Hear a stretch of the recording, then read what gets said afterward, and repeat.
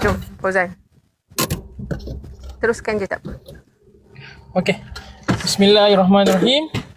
Assalamualaikum warahmatullahi wabarakatuh. Saya Fauzan Ayub bersama rakan penyampai berita saya Fira Zafira akan menyampaikan berita JKR pada malam ni tanggal 17 April 2025 bersamaan 18 Syawal. Silakan Kak Fira.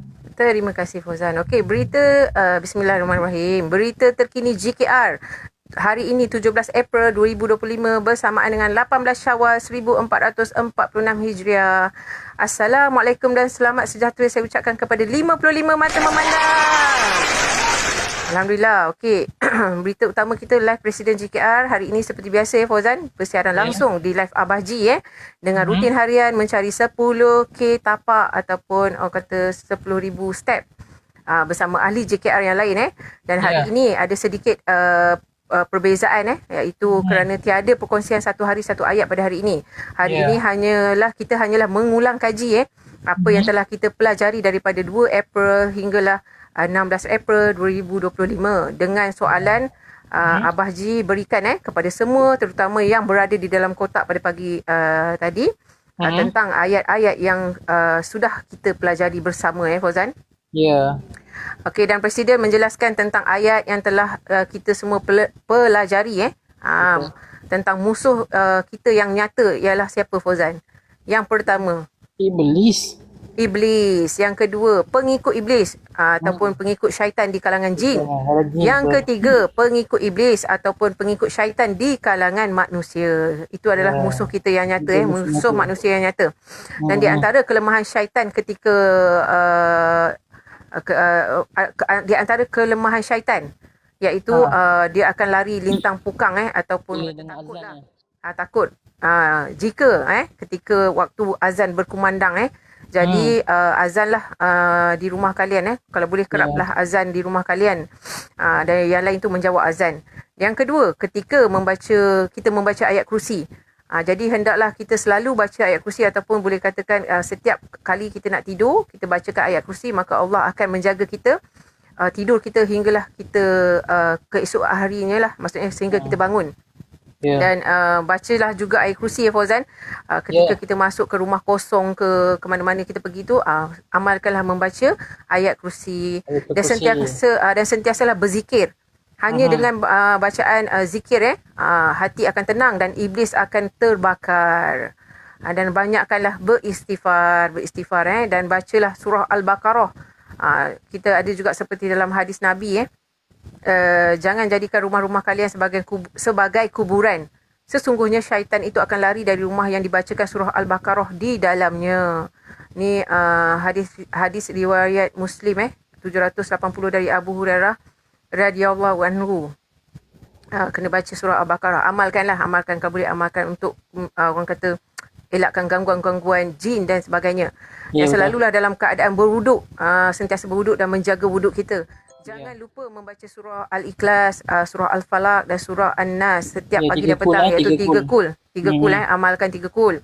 Jangan lepaskan saf yang pertama ketika kita pergi ke masjid. Jangan asyik nak pergi ke belakang-belakang sebab saf pertama tu ada kelebihan dia.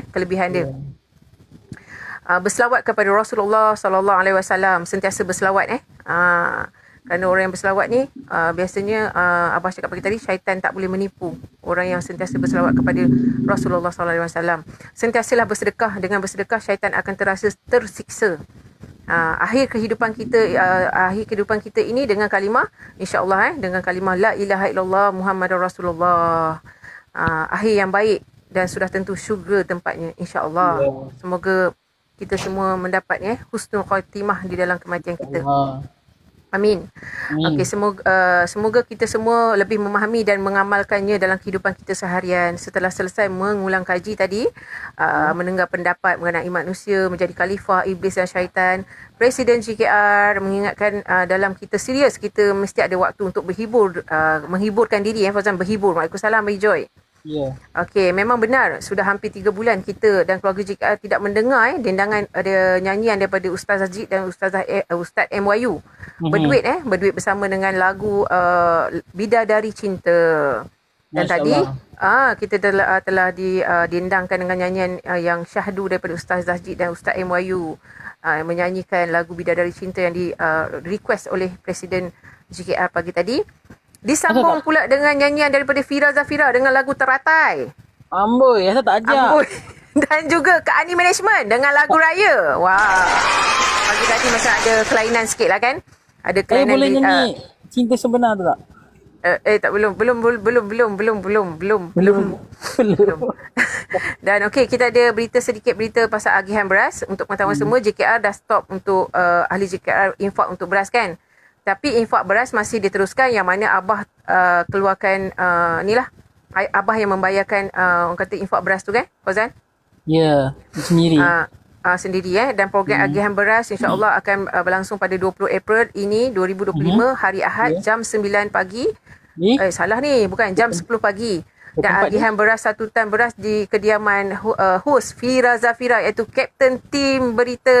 Dan macam mana? Rumah pun saya tak tahu ni. Dan dengan ini agihan beras mencapai sebanyak 81 tan beras yang telah diagihkan kepada yang memerlukan oleh GKR International. Alhamdulillah, tahniah. InsyaAllah kita doakan semoga dipermudahkan segala urusan Fira Zafira untuk menginfakkan dan menyampaikan amanah Abah Ji pada hari Ahad ini, insyaAllah. Bersama? Saya bersama dengan keluarga saya dan juga orang surau saya.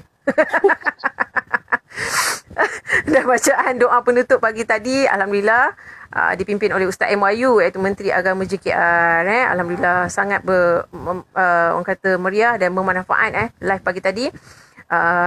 Saya rasa sekian itu saja berita aktiviti JKR hari ini. Jangan lupa hadir dan ikuti berita seterusnya waktu yang sama, insyaAllah 9 malam Isnin hingga Jumaat esok last day untuk kita, dan lepas Sabtu Ahad kita cuti. Dan sebelum mengakhiri berita ini, saya minta sedikit kata-kata mutiara daripada Mr. Fauzan. Silakan Fauzan. Yalah, terima kasih. Amboi, aku baru nampak baju.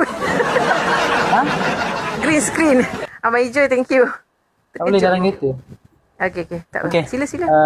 Sebelum kita akhiri berita pada malam ini, sedikit ada kata-kata yang ingin kita sampaikan. Okey. Islam agama rahmah yang mengajar umatnya berakhlak mulia dalam perbuatan, pertuturan maupun penulisan.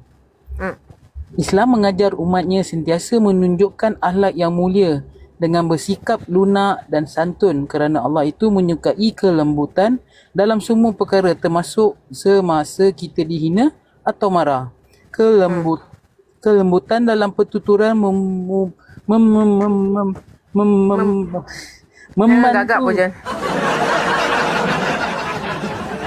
Kelembutan dalam pertuturan membantu meredakan ketegangan dan menjaga hubungan.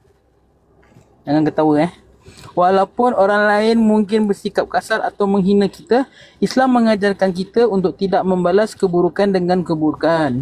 Sebaliknya, kita hendaklah menunjukkan akhlak yang baik dan bersabar. Hal ini adalah cara yang lebih mulia dan akan menerima ganjaran di sisi Allah. Sekian saja perkongsian pada malam ini. Masya-Allah, amin. Itu sedang saya buat ni. Saya tengah orang kata berdiamkan diri saya, insya-Allah. Terima kasih Fauzan atas kata-kata mutiara, dan terima kasih yang mana hadir mendengarkan berita terkini Gerakan Kongsi Rezeki 9 malam. Semoga apa yang diberikan ataupun yang disampaikan oleh saya dan Fauzan malam ini memberikan manfaat untuk semua yang mendengar, walaupun bukan dari kalangan ahli keluarga GKR. InsyaAllah yang mana yang baik itu datang daripada Allah Subhanahu Wa Taala. Yang mana yang kurang tu semestinya daripada saya dan Fauzan. Kami mohon ampun dan maaf jika tersalah kata ataupun tersalah ayat ataupun tersalah kata-kata mutiara ke